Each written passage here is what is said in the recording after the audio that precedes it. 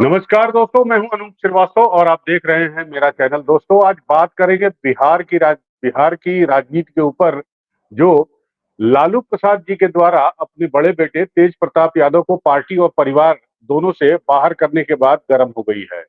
जी हाँ, तरह-तरह की चर्चाओं का दौर जारी है और इस बीच चर्चा ये भी आ रही है कि तेज प्रताप यादव, जिन्हें पार्टी और परिवार दोनों से बाहर का रास्ता दिखा दिया गया है, उसके बाद अपनी वो एक नई पार्टी बना सकते हैं। साथ ही साथ हम आपको बताना चाहेंगे कि तेज प्रताप के विरोध में और तेज प्रताप के समर्थन दोनों में जो है वो लोग सामने आ गए हैं। और इस मामले पर बातचीत करने के लिए आरजेडी प्रवक्ता आरजू खान साहब हमारे साथ मौजूद हैं। आरजू साहब, बहुत-बहुत स्वागत है आपका। जी, नमस्कार, नमस्कार। आरजू भाई, जो भी कुछ कल से हुआ उसे तो दुर्भाग्यपूर्ण ही कहा जा सकता है।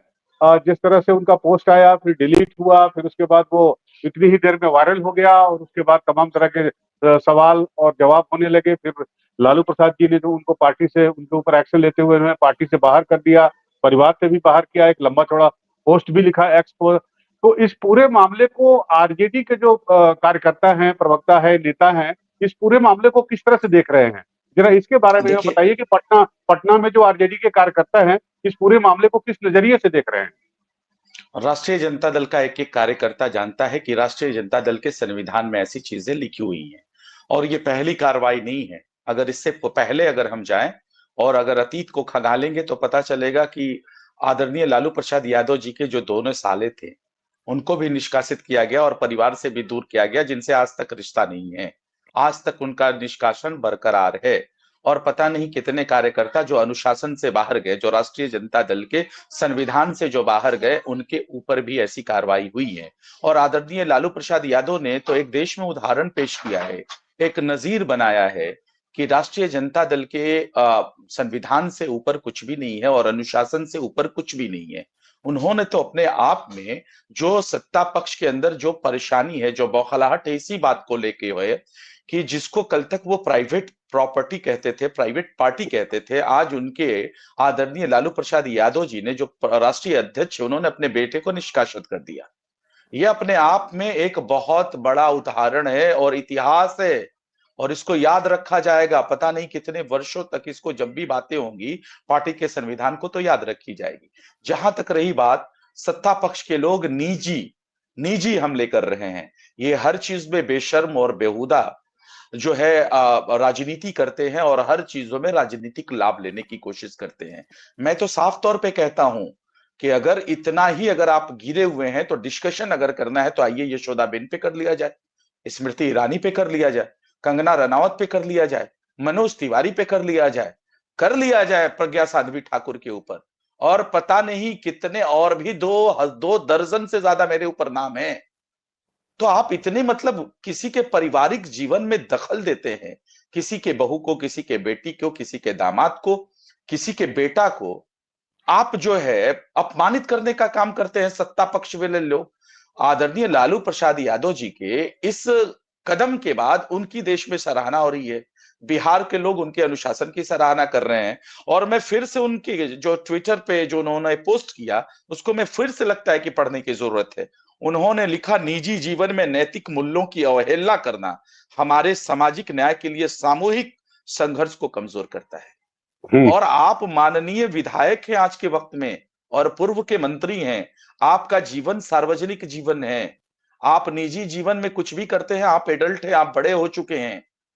आप करिए, किसी को कोई परेशानी नहीं है, लेकिन जब आप सार्वजनिक जीवन में आते हैं, जब आपका बैकग्राउंड एक मंत्री का है और आज के माननीय विधायक है, तो ऐसी बातों पे आपके आप राष्ट्रीय जनता दल के जो आदरणीय लालू प्रसाद यादव ने कहा कि हमारे संघर्षों को कमजोर करता है।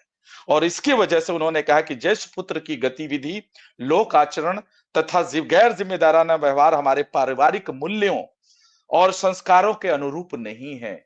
इतना क्लियरिटी के साथ उन्होंने लिखा है। उसके बाद भी अगर आज सवाल अगर उठते हैं, तो ये सत्ता पक्ष की बौखलाहट नहीं तो क्या है? सर, इसमें 2 बातें हैं आपकी बातों में, मैं आपसे पूछना चाहूँगा। नंबर 1 कि जी। तेज प्रताप यादव ठीक है, पूर्व मंत्री हैं, विधायक हैं, सब कुछ है, लेकिन हर व्यक्ति का अपना निजी जीवन भी होता है। अगर मान लीजिए सार्वजनिक तौर पर उन्होंने अपने प्यार का इज़हार कर दिया, या ये बताया लोगों को कि वो किसी के साथ पिछले कई सालों से या 12 सालों से रिलेशनशिप में है, तो उसमें गलत क्या है? और दूसरी बात कि जो सत्ता पक्ष की आप बात कर रहे हैं, वो टाइमिंग पर सवाल उठा रहा है कि ये टाइमिंग इस समय ऐसा है कि जिसकी वजह से लालू जी को मजबूरन ये कदम उठाना पड़ा। तो ये मेरी देखिए, 2 बातों का आपके पास क्या जवाब है? मैं सबका जवाब दूंगा। एक एक करके राष्ट्रीय जनता दल इसी के लिए जाना जाता है, अपनी बेबाकी के लिए जाना जाता है। ये सब राजनीतिक गिद्ध हैं, सत्ता पक्ष के लोग, जो भारतीय जनता पार्टी, जिसको तो शर्म नहीं आती, चुल्लू भर पानी में डूब मरना चाहिए। अगर मैं डिस्कशन करूं तो अभी कुछ दिन पहले मध्य प्रदेश के उनका भारतीय जनता पार्टी का एक नेता क्या कर रहा था? जानवरों की तरह संभोग कर रहा था। ऐसे लोगों पे अगर मैं चर्चा करूं तो ये चर्चा का स्तर कहां चला जाएगा? और ऐसे लोग हमसे सवाल पूछते हैं, टाइमिंग हमारी बताते हैं। इसीलिए मैं कहता हूं कि ये वास्तव में राजनीतिक गिद्ध हैं। दूसरी बात, आप कुछ भी, मैं उसी सवाल पे आऊंगा कि आप एक पूर्व मंत्री और अभी के जिम्मेदार, आप माननीय विधायक हैं। आपका जीवन सार्वजनिक मंच पे है, साझा नहीं किया जाता है। आप राजनीति अपने मतलब प्राइवेट जिंदगी में आप कुछ भी करें, आप एडल्ट हैं, ये आपका हक बनता है, आप कर सकते हैं। लेकिन ऐसी चीजें हमारे सामाजिक संघर्ष और संस्कृति को कमजोर करता है, और यही हवाला देके उनको निष्कासित कर दिया गया है। और ये नजीर पेश किया गया है पूरे देश में, और एक उदाहरण बताया गया है। और ऐसा चीज राष्ट्रीय जनता दल के संविधान में है, और संविधान का पालन करके आदरणीय लालू प्रसाद यादव जी ने उसको किया है। तो सर ये बताइए कि अब इस पे जो है कई लोगों ने उनका समर्थन भी किया, जैसे पप्पू यादव उनके समर्थन में आए हैं, तेज प्रताप यादव के समर्थन में आए हैं।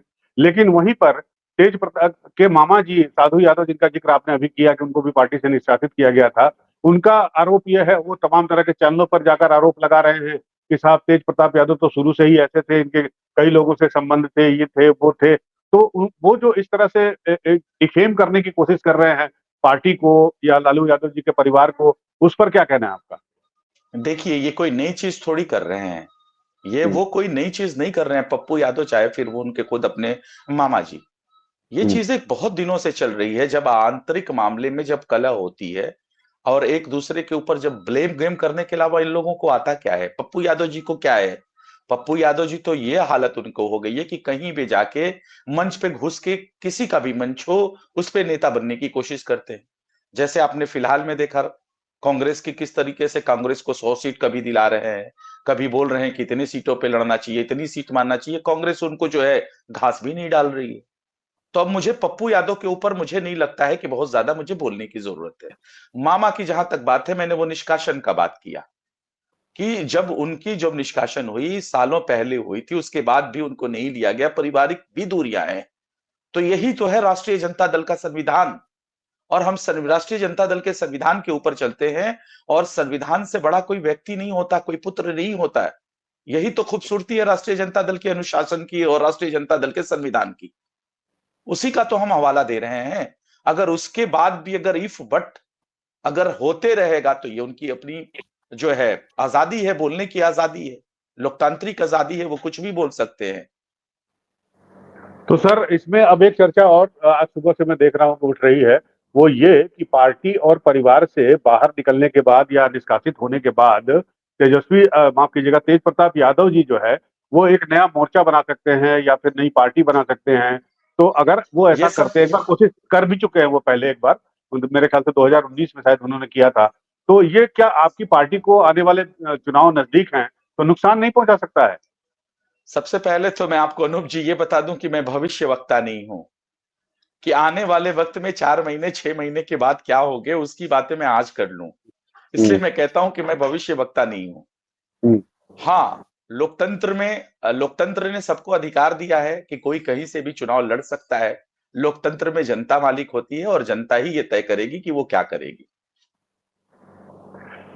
तो सर अब चुनाव जो है 4 महीने बचे हुए हैं। ठीक, जी। बिहार में चुनावी सरगर्मी काफी तेज हो चली है, आपको तो पता ही है। लेकिन ये जो नया डेवलपमेंट हुआ और एक तरह से आपकी पार्टी की छवि पे लगातार हमला किया जा रहा है, सत्तारूढ़ दल हो या जो भी आपका प्रतिद्वंदी है, तो इससे जो चुनाव है उस चुनाव में आपको कितना, आपकी पार्टी को कितना नुकसान हो सकता है? क्या आपको लगता है कि इसका जो है नुकसान भी हो सकता है पार्टी को आने वाले चुनाव में? देखिए, अब लगातार 20 सालों से ये परसेप्शन फैलाया जाता है जंगल राज कह के, और उसका राजनीतिक लाभ लेने की कोशिश की जाती है। लेकिन सत्ता पक्ष कहाँ है?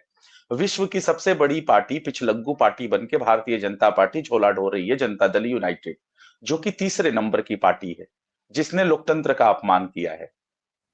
और तीसरे नंबर की पार्टी वाले मुख्यमंत्री लगातार इधर उधर होके बनते रहते हैं। तो मैं तो फिर से यही कह सकता हूं ना कि लोकतंत्र में जनता मालिक होती है, जनता चुनेगी। हमको अब 14 करोड़ बिहार वासियों ने आशीर्वाद दिया है। अगर एक बार के इलेक्शन को छोड़ दिया जाए तो लगातार लार्जेस्ट पार्टी हमको बनाई है, और अभी मौजूदा वक्त में लीडर ऑफ अपोजिशन है बड़ी पार्टी के अलावा तेजस्वी प्रसाद यादव जी। तो हम तो जनता का सम्मान करते हैं, जनता हमारा सम्मान करता है। जनता आदरणीय तेजस्वी प्रसाद यादव को अपना सीएम मानती है, सीएम चेहरा मानती है, जो पिछली बार जो 12,000 वोटों के मार्जिन से जो गलत काम करके प्रशासनिक हथकंडा अपना के जो सत्ता में बैठे हुए लोग हैं, उनको यही जनता डस्टबिन में उठा के फेंकने का काम करेगी और पूर्ण बहुमत के साथ राष्ट्रीय जनता दल का सरकार बनाएगी। इनके परसेप्शन फैलाने से, जिस तरीके से 20 सालों से ये परसेप्शन फैला रहे हैं, अपनी उपलब्धियां नहीं गिनाते हैं कि आप किस चीजों में, किस सूचकांक में, देश में किस राज्य से आगे हैं, ये सबसे बड़ा सवाल हम करते हैं। एनसीआरबी का डेटा उठा के देख लीजिए, क्राइम पे हम बात करते हैं 2005 से 2024 तक का डेटा जो कि अवेलेबल है, उस पे बात कर लीजिए। नीति आयोग की रिपोर्ट पे बात कर लीजिए। प्रति व्यक्ति निवेश की बात कर लीजिए। अरे बिहार में निवेश की बात कर लीजिए, प्रति व्यक्ति आय की बात कर लीजिए, नेशनल हेल्थ सर्वे रिपोर्ट की बात कर लीजिए, ऑक्सफैम रिपोर्ट की बात कर लीजिए, इन्वायरमेंटल इंडेक्स की बात कर लीजिए, लिटरेसी की बात कर लीजिए। साक्षरता दर सबसे कम है। 63,000 करोड़ जो आपने जो बजट पेश किया है, इंटरमीडिएट में 100 में सिर्फ 9 बच्चे पास आउट करते हैं। तो ये जो आप कबाड़ा कर रहे हैं, जो हमारे वक्त में 5-5 यूनिवर्सिटीज मिली, उसका क्या आपने किया? और आज जो मतलब जो ई श्रम पे जो पोर्टल पे जो लिख के लोग जाते हैं, उसके हिसाब से अगर मैं बात करूं, उस डेटा के हिसाब से तो 3 करोड़ लोग आज भी हर साल पलायन करते हैं बिहार से 2 वक्त की रोजी रोटी के लिए। आप इंटरमीडिएट में जो बच्चा 12 से 13 लाख हर साल एग्जाम देके पास आउट करता है, ग्रेजुएशन करने के लिए सिर्फ उसके पास 6 लाख सीटें हैं, वो पलायन करता है शिक्षा के लिए, पलायन करता है मजदूर 2 वक्त की रोजी रोटी के लिए। हम इस पे बात करना चाहते हैं, लेकिन सत्ता पक्ष के लोग क्या लेकिन करते हैं, लेकिन इसका आरजू भाई जवाब नहीं आप देते हैं। इसका आरजू जवाब भाई नहीं आपकी देते हैं। बात सर सही सर है। छोटा सा हम्म, जवाब नहीं देते हाँ हैं, बोलिए। और इसी तरह से हमारे पारिवारिक जीवन में, किसी के पारिवारिक जीवन में घुस के उसका राजनीतिक लाभ लेना चाहते हैं। तो मतलब आप मोटा मोटी ये कह रहे हैं कि इस पूरे घटनाक्रम का आपकी चुनावी रणनीति पर कोई असर नहीं पड़ेगा, चुनावी परिणाम पर कोई असर नहीं पड़ेगा। अगर असर पड़ा है तो सिर्फ और सिर्फ सत्तारूढ़ में बैठे हुए दलों के ऊपर। ये जो उन्होंने, जो आदरणीय लालू प्रसाद यादव ने जिस तरीके का काम किया, जिस तरीके का देश में उदाहरण पेश किया है, उनके सत्ता पक्ष के अंदर बौखलाहट है, बेचैनी है, और इसके वजह से वो उलूल जाए और जुलूल किसी के प्राइवेट जिंदगी के ऊपर बयान दे रहे हैं। चलिए आरके साहब, आपने इस बारे में हमसे बातचीत की और अपनी पार्टी का पक्ष रखा, अपनी पार्टी सुप्रीमो का पक्ष रखा, और बड़ा ही आप मतलब आपने सराहनीय काम किया है, क्योंकि इसके पहले मैंने कई लोगों से बातचीत की तो लोग इस बारे में बात करने से बच रहे थे, लेकिन आपने बिल्कुल साफ साफ और बड़े ही संतुलित तरीके से अपनी पार्टी और सुप्रीमो का पक्ष रखा है। आपका बहुत बहुत धन्यवाद। Thank you so much.